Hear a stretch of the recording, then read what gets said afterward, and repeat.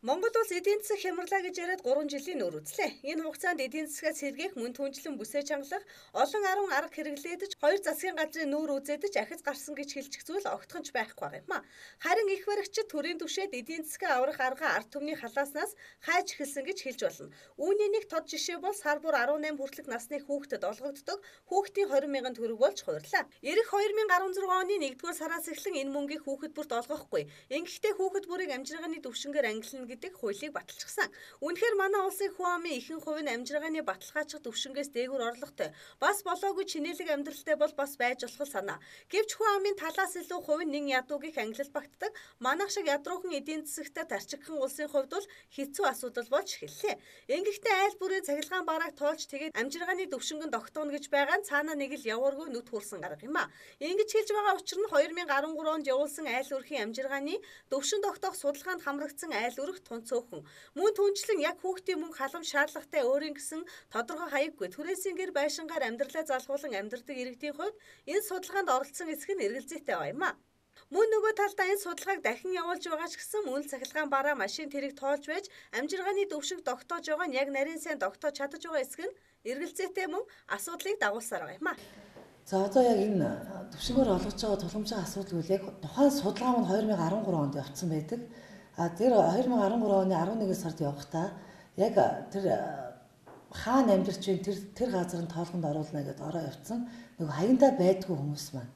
Хаягдаа байдгүй түрээсийн байранд амьдардаг, энэ тэнд айлын хашаанд амьдардаг мөртлөө тэр айлууд маань ер нь дийлэнх нь судалгаанд ерөөсөө хамрагдаж чадаагүй байна. Одоо тэгээ яг нөгөө ирээд судалгаагаас ингэж шалгуулахаар тухайн үед байгаагүй, тийм болохоор судалгаанд ороогүй байдаг. Яг тэр айлууд маань бол яг хохирч үлдэх юм байна. Тэгээд нөгөө өрхийн орлогыг орлуулалтын тоос гаргачлаар тооцсон аргачлал маань бас хэр одоо бодит байна гэдэг дээр бас бид нар энэ асуудлыг бас ахиж харахгүй бол яг нэг мэдээж цахилгаан бараагүй айл нэгч байхгүй. Тэгээд цахилгаан бараа одоо эд хөрөнгөөр нь ингээд орлогыг тооцчихоор нөгөө орлого муутай айлууд маань ялцчихгүй төвшин нь буруу гарсан юм үзүүлэлт байна. 17 дугаар төвшин 18 дугаар төвшөнд орцсон айлуудыг эргээд харахаар ямар ч тийм орлогогүй айлууд хүртэл орцсон байх жишээтэй нөгөө ам бүлийн тоо цөөхөн нэг хүүхэдтэй эсвэл одоо ямар ч тийм нөгөө орлогогүй айлууд маань өндөр түвшинд орцсон юм гомдлууд бол байна. Тэгээ одоо хаягдаа байхгүйсэн айлууд маань яаж орох вэ гэхээр өргөдлөөр орно гэж байгаа байхгүй. Тэгээ өргөдлөөр орохоор тэр өргөдлийн асуудлыг хизээ яаж шийдэх юм. Мэдээж нэг хорон дээр одоо л манай хорон дээр ихэд 200-аад өргөдөл ирсэн байна. Тэгээ энэ өргөдлийн асуудлыг яаж шийдэхин тухайн үед хүүхдүүд бас тэр мөнгөндөө орж чадахгүй одоо хохироод үлдэх юм асуудал бас нэгд байгаад байгаа юм. За хоёрт нөгөө 13 оноос хойш төрсэн хүмүүс байгаа. За тэр төрсэн хүүхдүүд маань бүртгэл дээрээс орогдоогүй байдаг. Тэгээ энэ хүүхдүүдийг одоо яаж шивж оруулах юм байгаа. Энэ дээр бас нэг анхаарах зүйл байна. Мөн иргэдийн хувьд хүүхдийн мөнгийг ялгууртаа олгоно гэж байгаа нь зүйд нийцэхгүй арга хэмээн нэлээд бухимдалтай байгаа юм. Мэдээж ард иргэдийн амьдрал ямар байгаа нь тодорхой, эдийн засаг хүндрэлээ улс орон хэцүү байна гэж ярих мөртлөө иргэдийн халааснасаа энэ гарцаа хайж байгаа нь харамсалтай. Өнөөдөр хүүхдийн 20 мянган төгрөгөөр амьдралаа залгуулж мөн түнчлэн амьдралд нь нэмэр болж байгаа олон мянган айл өрөх байсаар байгаа лээ. Нэгээс 18 настай хүүхдүүдийг амжиргаа 1-17 хоног бүлэгт хуваасан энэ бол айлуудад аягүй эмзэг яаж байгаа. Би өөрөө энэ хороонд 24 жил хэсгийн дарга хийж байгаа.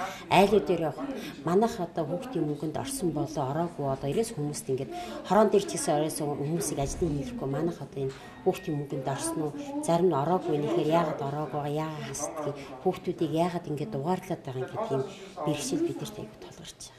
Энийг бол би буруу гэж бодож байна. Бүхэл хүүхдүүд ирээсээ бүгд л эрэгтэйгшээ амьдралтай, эрэгтэй юм чи бүх хүүхдүүдийг л хамруулах хэрэгтэй шүү дээ. 1-17 бүлэг гэхээр чинь бүх хүүхдүүд ямар энэ чадaltaй айлын хүүхдүүдэнд 20 мянган төгрөг гэх тийм их байх гэж бүх хүүхдэд авах хэрэгтэй юм чи бүгд л өгөх хэрэгтэй. Ер нь тэгэл тэдэнд чинь төвшин тогтоох нь хэрэггүй л гэж бодчих шүү дээ. Бас тэрүүгээр ч амьдарч байгаа хүмүүс зөндөө ч байгаа. Тэгээд тэрийг одоо хөрөнгө хүүхдээ гэж байгаа хүмүүс гэсэн зөндөө л. Манай л ихэд хүүхдийнхээ мөнгөөр бас л тэгээд салингаа оронд хөрөлцөхгүй тэрүүгээр л амьддаг шүү дээ. 2013 онд амжиргааны төвшин айлуудад тогтооцсон. Одоо дахиад хорон дээр шинээр тогтоож ийн чинь та энэ дээр өөрөө хамруулж чадсан уу? Та одоо хичнээн хүүхдийн мөнгө авдаг вэ? Би одоо мэдэрэл 2 хүүхдийн мөнгө авч байгаа.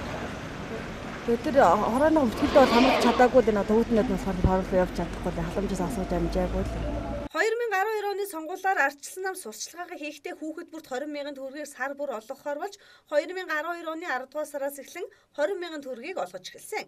Харин энэ мөнгө одоо эргүүлэн татахаар болж байгаа юм. Манай улсад өнөөдөр хүүхдийн мөнгийг хэмнэлээгээд эдийн засаг сэргийчих, эсвэл гадаад тавьсан их өр зээлэнд дарагдчих асуудал огтхон ч гарахгүй мэдээжлээ. Гэвч төр цуугаад өшөөдөд 20,000 төгрөг сар бүр чухал байшваж болохч түвний хэдэн хүүхдүүд бол маш их хэрэгтэй байгаа гэдгийг ард түмний төлд уян мэдээллээ.